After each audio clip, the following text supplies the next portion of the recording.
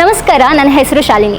ಕಳೆದ 2 ದಿನದಿಂದ ನೀವು ನೋಡ್ತಾ ಇದ್ದೀರಾ, ಕಾಂಗ್ರೆಸ್ ಅಭ್ಯರ್ಥಿಯಾಗಿರುವಂತಹ ಸೌಮ್ಯ ರೆಡ್ಡಿ ಅವರು ಹಾಗೂ ಅವರ ಕಡೆಯವರು ಸೋಷಿಯಲ್ ಮೀಡಿಯಾದಲ್ಲಿ ಹಾಗೂ ಮೀಡಿಯಾದಲ್ಲಿ ತೇಜಸ್ವಿ ಸೂರ್ಯ ಅವರ ವಿರುದ್ಧ ಗುರು ರಾಘವೇಂದ್ರ ಸಹಕಾರಿ ಬ್ಯಾಂಕ್ ವಿಷಯವಾಗಿ ವಿಡಿಯೋಗಳನ್ನ ಹರಿದ್ಬಿಡ್ತಾ ಇರೋದು ತಮ್ಮೆಲ್ಲರ ಗಮನಕ್ಕೆ ಬಂದಿದೆ. ಆದರೆ ನೀವು ಅದೇ ಸತ್ಯ ಅಂತ ಅಂದ್ಕೊಂಡಿದ್ದೀರಾ? ಆದರೆ ಟ್ವಿಸ್ಟ್ ಇಲ್ಲಿದೆ ನೋಡಿ. ಅವತ್ತು ಶನಿವಾರ ಸಂಜೆ ತೇಜಸ್ವಿ ಸೂರ್ಯ ಅವರು ಬ್ಯಾಂಕಿಂಗ್ ಕ್ಷೇತ್ರದ ಬಗ್ಗೆ ಸಮಾಲೋಚಿಸಲು ಸಹಕಾರಿ ಸಮಾಗಮ ಕಾರ್ಯಕ್ರಮವನ್ನು ಆಯೋಜಿಸಿದರು. ಚುನಾವಣೆ ಸೋಲಿನ ಭಯದಲ್ಲಿರುವ ಬೆಂಗಳೂರು ದಕ್ಷಿಣ ಕಾಂಗ್ರೆಸ್ ಅಭ್ಯರ್ಥಿ ಸೌಮ್ಯ ರೆಡ್ಡಿ ಹಾಗೂ ಅವರ ತಂಡದವರು ಕಾರ್ಯಕ್ರಮವನ್ನು ನಿಲ್ಲಿಸೋದಕ್ಕೆ ಮುಂಚೆಯೇ ಮಾಡಿದಂತಹ ಪಿತೂರಿ ಈಗ ಬಯಲಾಗಿದೆ. ಅದಕ್ಕೆ ಮೊದಲ ಸಾಕ್ಷಿ ಇಲ್ಲಿದೆ ನೋಡಿ. ಎಲ್ಲರಿಗೂ ನಮಸ್ಕಾರ. ನಾಳೆ 13ನೇ ತಾರೀಕು 4 ಗಂಟೆಗೆ ಉದಯ ಕ್ರೆಡಿಟ್ ಕೋಆಪರೇಟಿವ್ ಸೊಸೈಟಿ 4ನೇ ಮಹಡಿ ಹನುಮಂತ ನಗರ ಅಶೋಕ ನಗರದಲ್ಲಿ ಸಹಕಾರಿಗಳ ಸಂಗಮ ಕಾರ್ಯಕ್ರಮ ಏರ್ಪಾಡಾಗಿದೆ.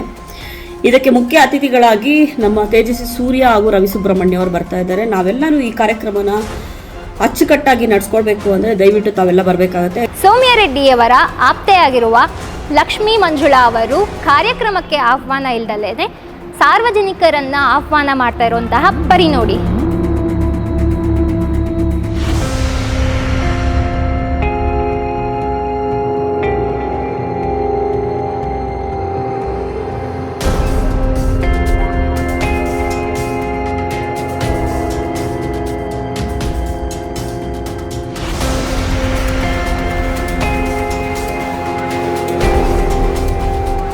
ಇಷ್ಟೇ ಅನ್ಕೊಂಡ್ರಾ?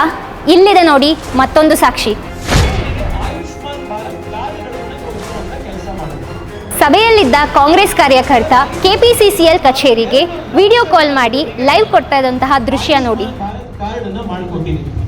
ಅದರ ಪರಿಣಾಮ ಏನು ಅಂದ್ರೆ 1.5 ಲಕ್ಷ ಫ್ರೀ ಟ್ರೀಟ್ಮೆಂಟ್ ಗಳಾಗಿದೆ. ಅದರ ಮೊತ್ತ 431 ಕೋಟಿ ರೂಪಾಯಿ. ಅಂದ್ರೆ ನರೇಂದ್ರ ಮೋದಿ ಅವರು ಪ್ರಧಾನಮಂತ್ರಿ ಆಗದಲೇ ಇದ್ದಿದ್ರೆ, ನೀವು ನನ್ನನ್ನು MP ಮಾಡದಲೇ ಇದ್ದಿದ್ರೆ. ನೋಡಿದ್ರಿ ಅಲ್ವಾ, ಸೌಮ್ಯ ರೆಡ್ಡಿ ಅವರು ತೇಜಸ್ವಿ ಸೂರ್ಯ ಅವರ ಹೆಸರನ್ನ ಹಾಳು ಮಾಡೋದಕ್ಕೋಸ್ಕರ ನಡೆಸಿದಂತಹ ಪಿತೂರಿ ಇದು. ಗುರು ರಾಘವೇಂದ್ರ ಬ್ಯಾಂಕ್ ಅವರು ಹಣ ಕಳ್ಕೊಂಡಾಗ ಅವರ ಜೊತೆ ನೆರವಾಗಿ ನಿಂತಿದ್ದವರು ನಮ್ಮ ತೇಜಸ್ವಿ ಸೂರ್ಯ ಅವರು. ಗುರು ರಾಘವೇಂದ್ರ ಬ್ಯಾಂಕ್ನ ಡೆಪಾಸಿಟರ್ಸ್ಗೆ ನ್ಯಾಯ ಕೊಡಿಸೋದಕ್ಕೆ ಅವತ್ತಿನ ದಿನ ಪಾರ್ಲಿಮೆಂಟ್ನಲ್ಲಿ DICGC ಕಾನೂನಿನ ತಿದ್ದುಪಡಿಗಾಗಿ ಹೋರಾಟ ಮಾಡಿದವರು ನಮ್ಮ ತೇಜಸ್ವಿ ಸೂರ್ಯ ಅವರು. ಅಷ್ಟೇ ಯಾಕೆ, ಡೆಪಾಸಿಟರ್ಸ್ ಹಣ ಕಳ್ಕೊಂಡಿದ್ದಾಗ ಕೇಂದ್ರ ಸರ್ಕಾರದಿಂದ ನೆರವು ಕೊಡಿಸಿದ್ದು ತೇಜಸ್ವಿ ಸೂರ್ಯ ಅವರೇ.